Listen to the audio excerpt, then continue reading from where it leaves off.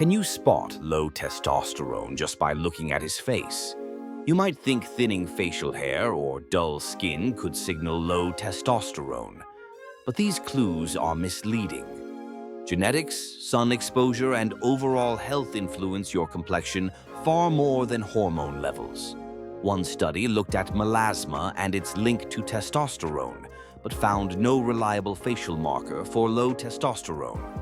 The only way to know for sure is a morning blood test when testosterone peaks. If your testosterone is low, symptoms like fatigue, reduced libido, and mood changes usually accompany it. Write down any symptoms and discuss them with your doctor. They can order the right tests and recommend treatments. Worried your mirror might be lying? Why wait for a doctor's visit when you could check what's going on right now?